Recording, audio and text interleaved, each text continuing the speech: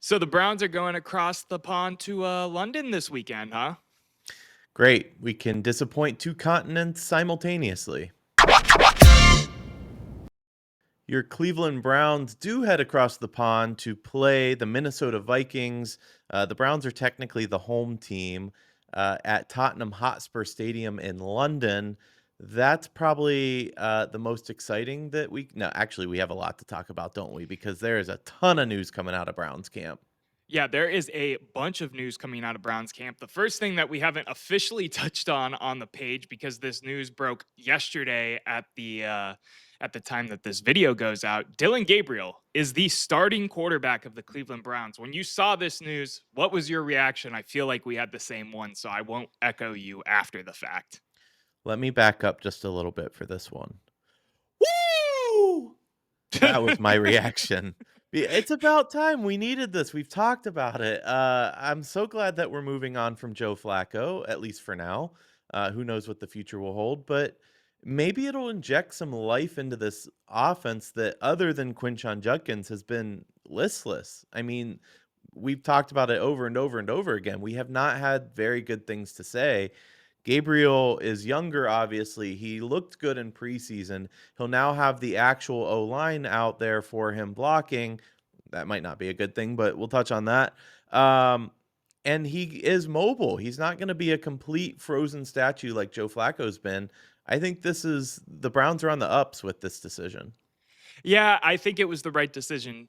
Uh, a youthful energy, a movable energy. And what I mean by a movable energy is literally being able to use his energy and move out of the pocket is something I think this offense desperately needs at this point. So I'm excited to see what the kid can do. Again, I shouldn't call him a kid because I'm pretty sure he's older than me because of how much college football he's played. Speaking of the amount of college football he's played, just as a subtle reminder, he played 64 games. He completed 65.2% of his passes, 18,722 yards, 155 touchdowns, only 32 interceptions. There's some career rushing stats there too. 424 carries, over 1,000 yards. And his final season at Oregon, he was the third place finalist for the Heisman. 30 touchdowns, 6 interceptions on basically 73% passing. I mean, he was electric in college. We've had our gripes with him though. We saw him during camp. He's a smaller framed quarterback. There's the highs, there's the lows, but in terms of what's next, of what we need to see in this Browns offense and this Browns season, I think it was the right call. Yeah, I mean, this is a fresh slate. I know you just gave all his stats, but forget all about that because he's playing an NFL defense now, and things are mightily different. He didn't fare that well against Ohio State, for example, um, in game 2 of that matchup. So there's some nuance here. What exactly is he going to look like playing the first team defense? But the mobility is key. The biggest talking point, I think, right now, though, is that one Shador Sanders is still listed as number 3 on the depth chart. He did not move up. Yeah, I don't think it's really a talking point. I'm not surprised if you go down, say you being Dillon Gabriel, if Dillon Gabriel goes down, I, even as a Shador fan right now, would probably want Joe to be the guy to go in there because if you're a backup quarterback, especially a backup behind a rookie quarterback, you're not taking a lot of those reps or any at the team. Whereas Shador is still being able to work in and get reps with scout team right now. What I'm saying is I don't want Shador to go in there in an injury situation and have to play with like no warming up, no real malleable practice throughout the week. I get what you're saying, but he gave an interview where some are saying that this is how he thinks about that decision.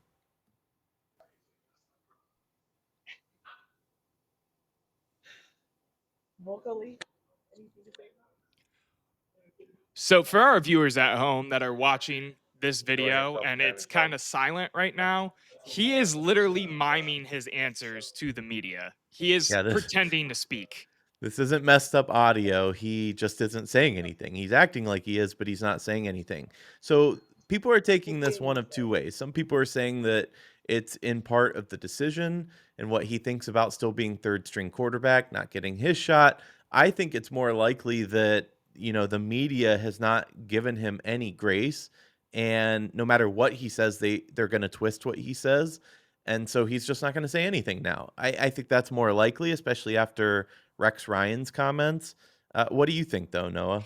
Yeah, I think this is about Rex Ryan's comments to a T. I think it's horrible timing on his part with everything that's going on. It gave the media the opportunity to twist his words, but in the same breath, they're going to twist everything he says and anything he does. I mean, there was a picture of him on the sideline looking upset when they put Dillon Gabriel in, and he was just normal face like he was the whole game. He had seeds in earlier in the game making the same expression, but we're not talking about that.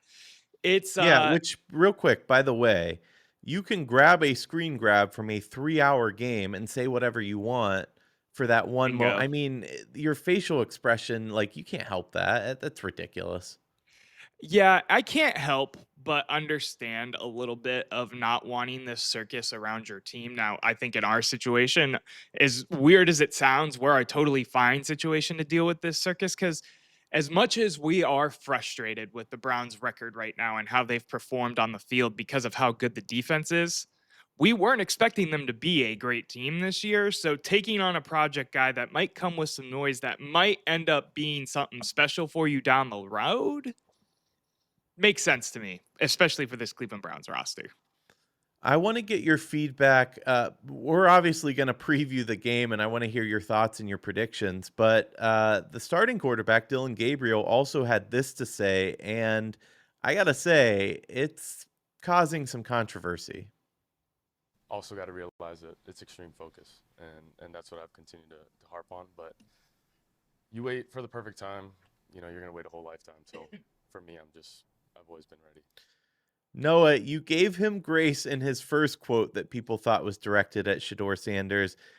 I can't, in good faith, say that this is a coincidence once again. Like, there's just no way. Yeah, for our viewers that don't know, Shador Sanders has a saying, perfect timing. He has a rap song called Perfect Timing that's out there. You can listen to it. There's a great club version of it that gets played in some of the Cleveland clubs now because, of course, Shador is here. Um, I gave him grace the first time. I don't know, man. That's perfect time right at the end of your interview before you leave. I Sure would like feels to like a believe shot. I would like to believe that Dillon Gabriel, a guy who's played so much football, a guy that does the right things on and off the field from all cases from what we know, wouldn't do something like that.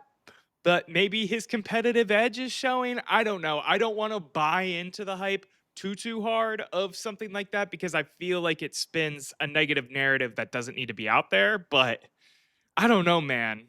Fool me once, shame on you, but or whatever that saying is. Okay, W. Fool me and you can't get fooled again. Listen, Right. I'm gonna tell you exactly what's happening here. Shador Sanders, um, it's a shot at Shador for sure. Dylan Gabriel has a little black notebook. It's like yay big at home, and he's writing down these little like, "Ooh, I can say this," because it's just inconceivable to me that now for a second time, something that could clearly be directed at him is just what he says. He's probably going to blame his college coach again as one of his sayings. I don't buy it. I think it's a sly and subtle way of saying, "Listen, I was picked first. This is my team right now." And maybe he's not wrong. Maybe he's trying to send a message more so to the media than to Shador, because he's absolutely right in that sense. It's his time, and let's see.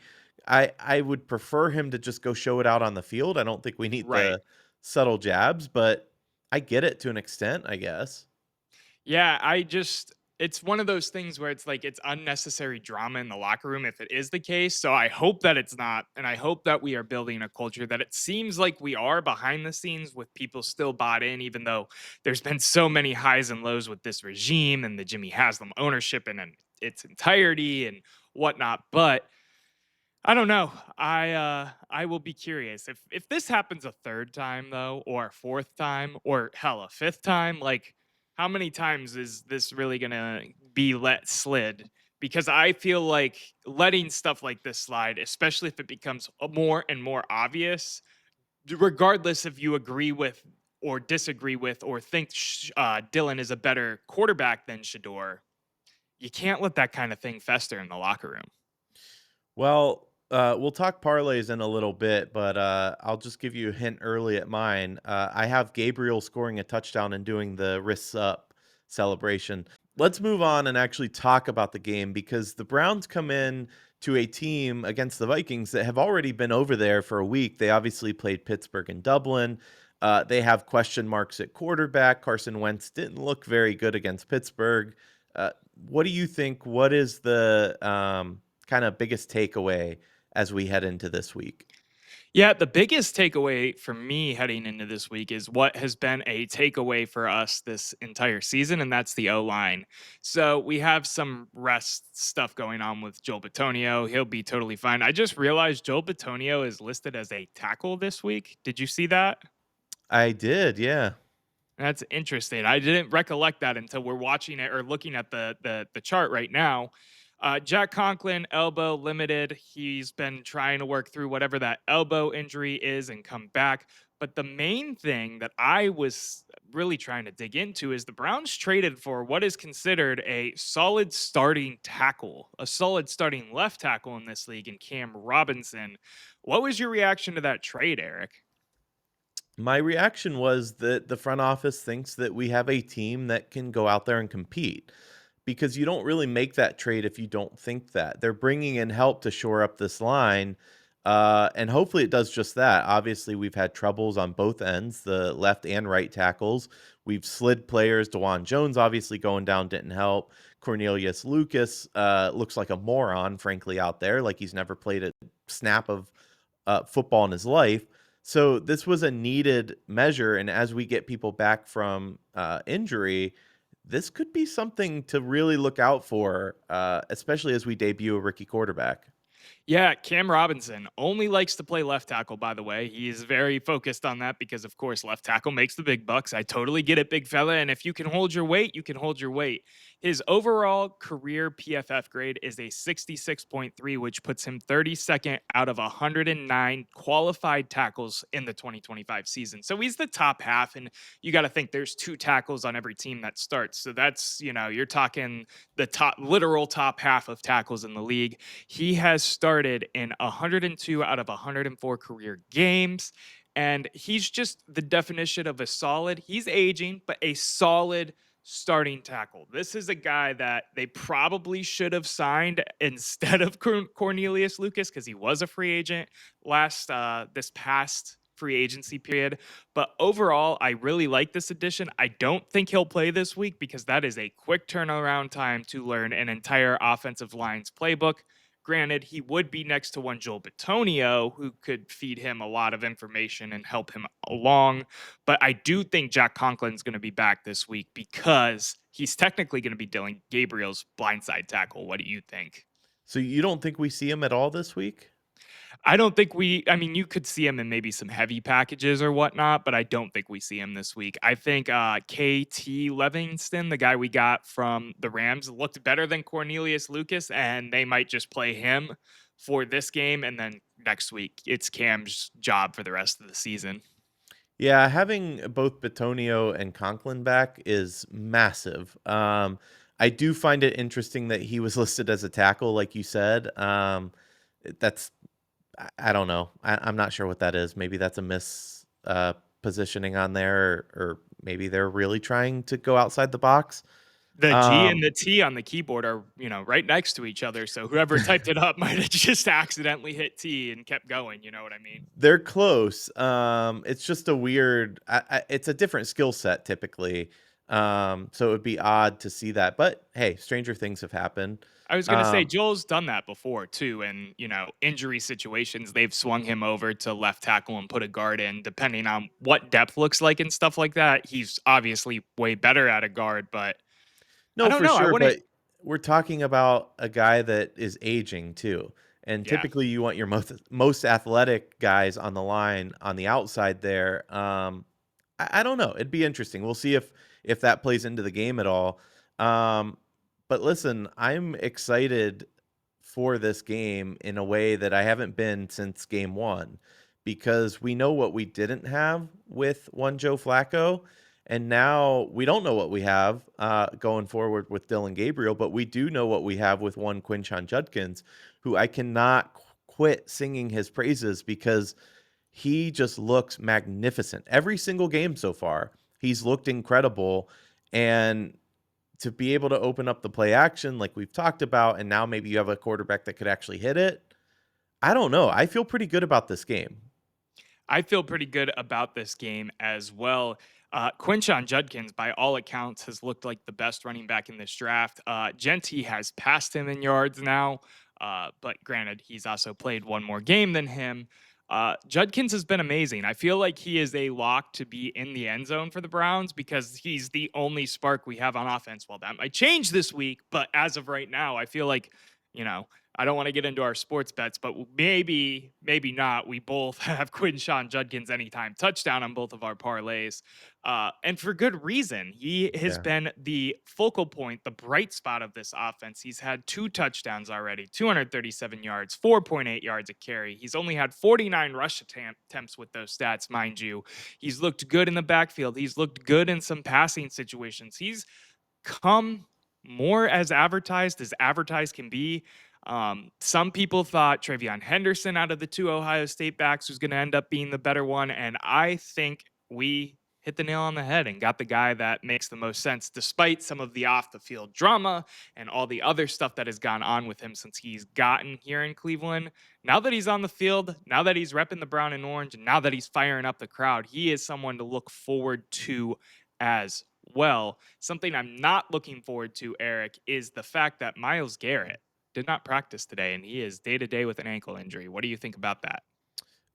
Yeah, I think he'll play. Miles is an Iron Man. I don't expect that to be that big of an issue. Hopefully, it's not something nagging, but I don't read into that at all, to be honest with you. I think he'll be just fine. I do want to touch real quick just to bring it back down to earth because we're singing the positives of the Browns offense. The Vikings defense is a strength of theirs. They typically use a lot of pressure packages, which will be interesting on an inexperienced rookie quarterback. And they have stability in that secondary, Byron Murphy being a key re-signing for them. So we've talked about our receiver core. Going back to the offense real quick, we've talked about our receiver core not being a strength for this team, not getting a lot of separation. And oh, by the way, we're now down a man. Yeah, we are now down a man, Cedric Tillman, with a hamstring injury, which is interesting.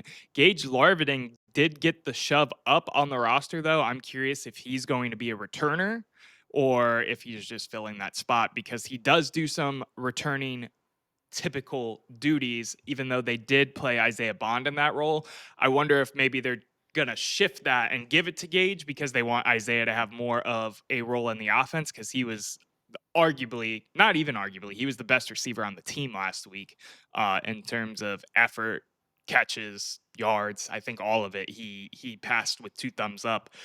Um, Another thing I'm thinking about with this game is how different do you think the offense is going to look? Obviously, we're both talking about the unknown and our excitement for having a rookie quarterback in there, even if he's not going to be or he may be something. It's the unknown.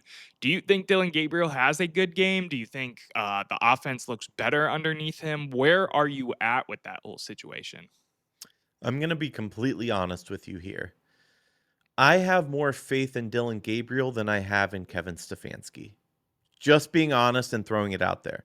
We saw typical Kevin Stefanski in the last game, a very nice pre-scripted first drive. That was great. You and I were texting and you said, okay, what happens after the script goes away? Fair. And what happened was not very good. And so I don't know what to expect in that regard because how can I just don't know what kind of game he's going to call here. I would imagine you want to rely heavily on the run, open up play action a little bit, not give Gabriel too much than he can chew. But that said, typical Browns is getting behind the sticks and then having to throw your way out of it. And when you have a defense in the Vikings that are going to thrive on creating confusion for a young quarterback, they're going to disguise their blitzes. They're going to simulate pressures. They're going to rotate coverages. and then they're going to dial up those pressure packages. The, he needs to be put in a position to win. And Yeah, so I don't know that it's necessarily on him. I want to say yes to you. I hope he has a big game. I think he's prepared, but I don't know that it's in his hands necessarily. I have a better amount of confidence because it very much seems abundant that Dillon Gabriel is Kevin Stefanski's guy, and Kevin Stefanski is a fan of whatever Dillon has to offer in terms of his scheme and all of that. So I think we are going to see a different side of the Browns playbook come out with this, whether it be some more trickery that actually makes sense or whatnot. So I have a little bit of faith, but obviously my hesitations lie in the same place where yours does because we have seen an abysmal, stagnant offense from a guy that is supposed to be an offensive guru.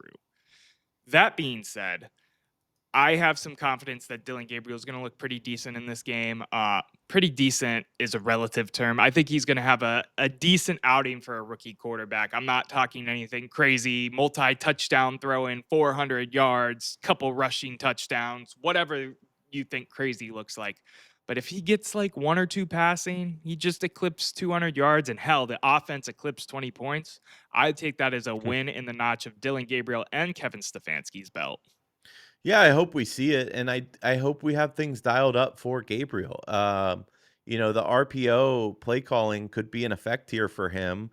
Yeah. Obviously, it's a little bit different of a playbook than Joe Flacco was using in the offense we were running under him. At least I hope it is, because we need to play to Dylan's strengths. Yeah. And for me, if I were to name an X factor for this game, it's got to be David Njoku. He's a big, reliable target for Dillon, in the middle of the field. He's got to be a guy that helps take the edge off and be an outlet. And I hope we see that. So much of what we saw from Joe Flacco was delivering passes behind the line of scrimmage and his outlet, his soft dumps. I think part of it was he's been late in his reads. I think part of it's on the receivers. There's a lot that goes into this. And Njoku needs to have himself a game for Gabriel. He needs to be an outlet for him. And I would really like to see some more two tight end sets to help with the chipping too. We talked about this last week. Forgive me, we didn't do film this week, and I wish we would have, because one of the things Coach Stefanski was asked about was the lack of chipping the best player on the field for the Lions defense. And he didn't have an answer. And that's I just don't understand how you can't have an answer for that. And as the game's going, how you don't say, okay, let's change this. Let's throw in whoever. Let's chip we didn't see a lot of that. And I just can't wrap my mind around that. And that's why I say I don't have faith in Stefanski. But for me, X Factor and Njoku, I need to see more from him. Who's yours? X factor on the offense, I think it's going to come down to it's rough to say it's on Dillon Gabriel, but I think it's on Dillon Gabriel. Our quarterback play has looked abysmal, and if we can even get pedestrian, that's an X factor in my book, and we have a chance to win this game. Something we haven't touched on, turning our attention to our defense and, of course, the Vikings offense. And you touched a little bit about Carson Wentz. He looked rough. Yeah. But that offensive line, one more time to bring up the injury report, is pretty banged up. And if we have one or two starters not play in this game and Myles does play, and for all intents and purposes, I do think Myles Garrett's going to play in this game, it could get ugly for the former North Dakota State quarterback back there, because this defensive line, might call or not, Carson Schlesinger on the green dot with Mason Graham in the middle. You got a slew of defensive ends that are good. Isaiah McGuire, Alex Wright, you name it. I mean, it could get ugly over there. So the true X factor in my head is really, once again, the Browns defensive line. Yeah, especially because they need to dial up the pressure. I said Carson Wentz had a bad game against Pittsburgh. He did, in that he took a lot of sacks and he threw a couple picks, but he also threw for like 350 yards. He has a big cannon of an arm, but when you start to pressure him, he breaks down and he gets streaky, and he tends to make mistakes under pressure. So that D line needs to be dialed up for that. For me, though, one of the biggest things that we need to do with this defense is limit the big play, because if there's an area that we struggle, it's our secondary and giving up big chunks. And, the Vikings have a guy named Justin Jefferson.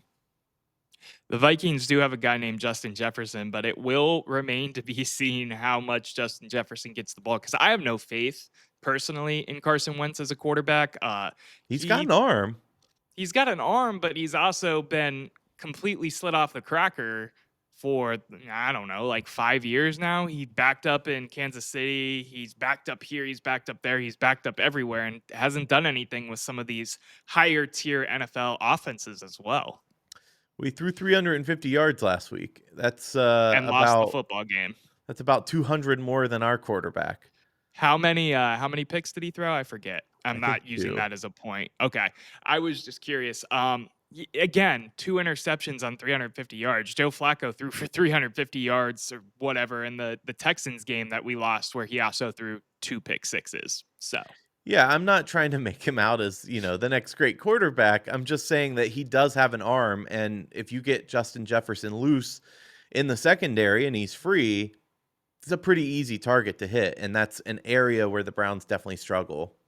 this matchup, the offense of the Minnesota versus the Browns defense, is what makes me confident, because of the D line and the O line matchup, the trenches once again, because our D line has shown week in and week out, despite the score, despite what's going on, that they can be dominant.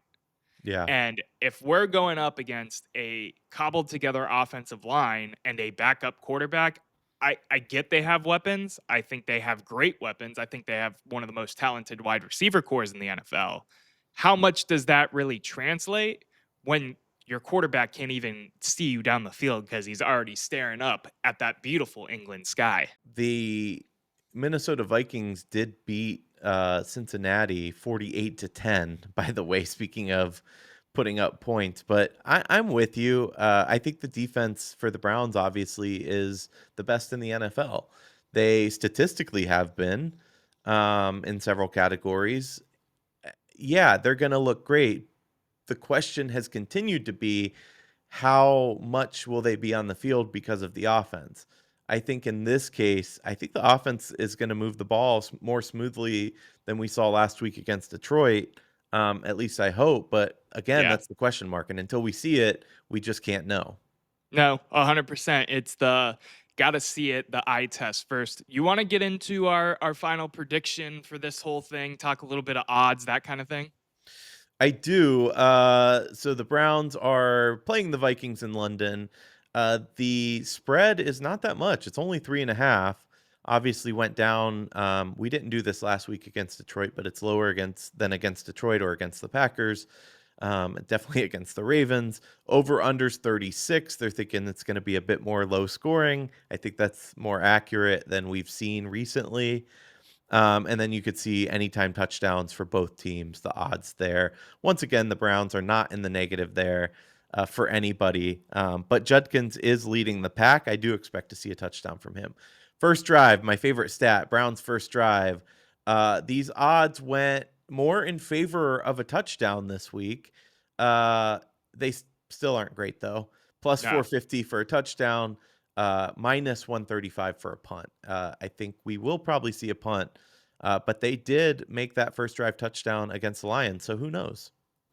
You never know. The Kevin Stefanski script, maybe it's worth it to put a couple dollars on that and double your money, get your Sunday started out right, pay for those overpriced beers that you're probably drinking at some bar over there. That was my favorite stat, by the way, from last week. The Lions had given up a first drive touchdown to every opponent they faced so far, and the Browns had not scored one, obviously. So Yeah. one of those records was going to be broken, and the Browns came through. At least something went in our favor for that game. At least My dad something. won his parlay in the first 10 minutes. Gotta love it. Gotta love it. Predictions. How are you feeling about this game? Are you confident overall? Are you feeling good? Are you still thinking Minnesota is going to beat us? Where are you at? I'm more confident this week than I was last week. Yeah, me too. I'm not confident in saying I think Minnesota's going to win. I wouldn't be confident placing a bet on Minnesota, but I'm also not confident in placing a bet on Cleveland either. So I'm somewhere in the middle. I think coaching is going to really matter in this game.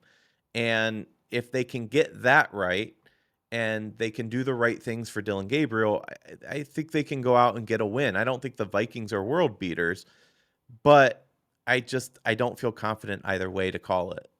I will No. say, final prediction though, Yeah.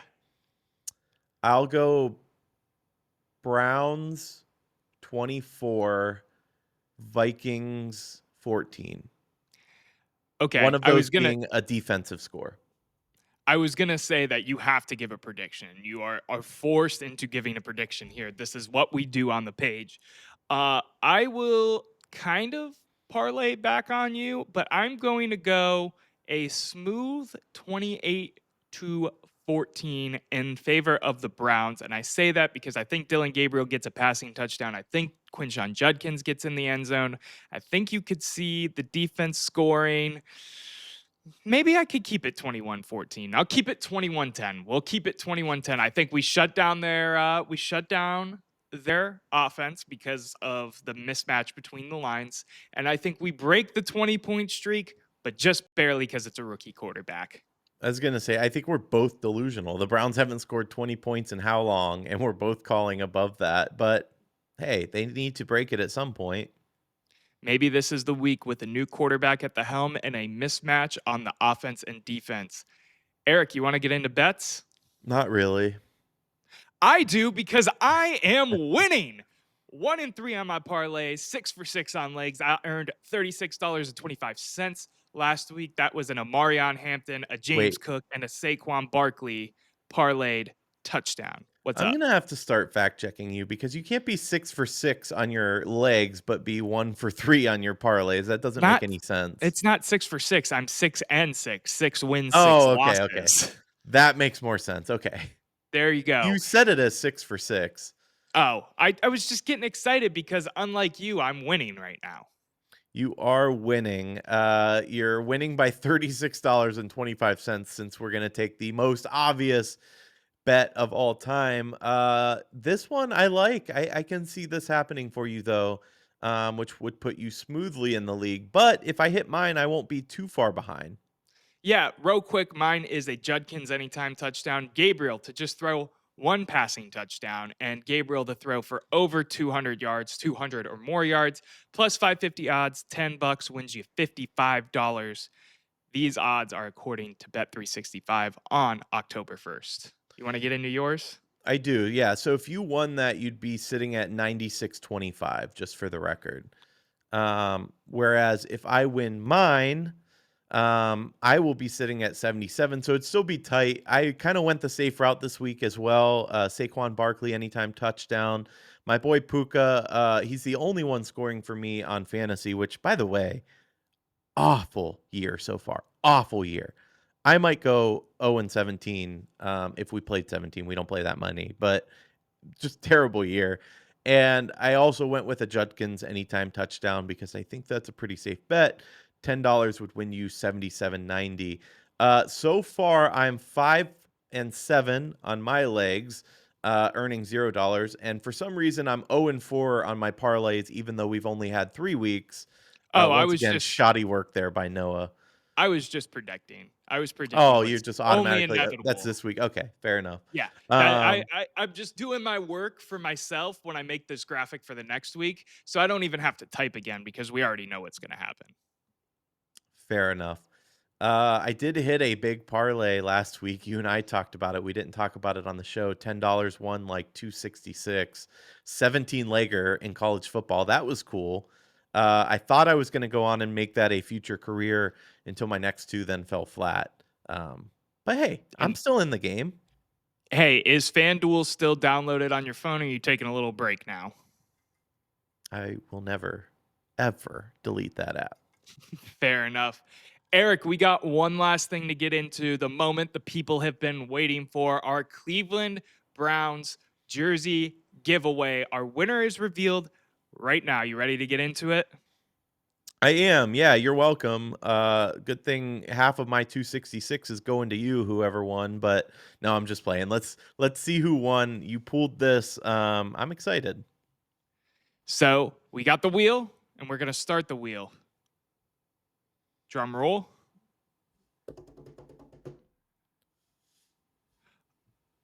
Our winner of the Cleveland Browns jersey here on At the Office is at March9560.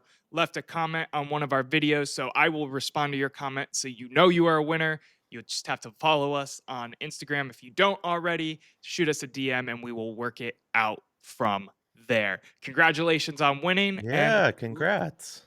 look forward to more giveaways coming sooner than soon. Sooner than soon. That's pretty soon. It's Cavs balls almost back. Maybe something with them. I don't Yeah, know. we'll We see. gave We'll away see. We'll see. I forget if it was Donovan Mitchell or Darius Garland last year, but we did give away a Cavs jersey last year. So That we yeah, did. look out for that. 110%. Erik, it's Go Browns. It's going to be an early Sunday morning. I can't wait to get up. A little kegs, a little eggs, you know what I'm saying? Sit down, watch the Browns, and then have the rest of the NFL slate ahead of us to end the day. What's lovely is the Buckeyes play the late game. So you can watch Ohio State, go to sleep, wake up, and immediately watch the Browns. Like that's what gets better than that. It is the best time of the year, the sports equinox. We got the Guardians in the playoffs. For those who typically watch our show, normally this video comes out on Friday. We're doing this on Thursday. Game 3 today. Reactions of whatever happens today in Game 3 going to be out tomorrow morning. Hopefully, it is us doing a preview of a series against the Mariners, but we will see in due time. Yeah, yesterday's game was awesome. The offense finally came alive in a big way. And pitching does not get better for Detroit. So I'm feeling pretty confident about today's game. I hope I don't have to eat my words in a couple hours, but I'm feeling good. You are about to eat your hours in a couple words. That's completely correct, Erik. You Fair are enough. not wrong. All right, buddy. The debate never ends, but the show does for now. We'll see you next time.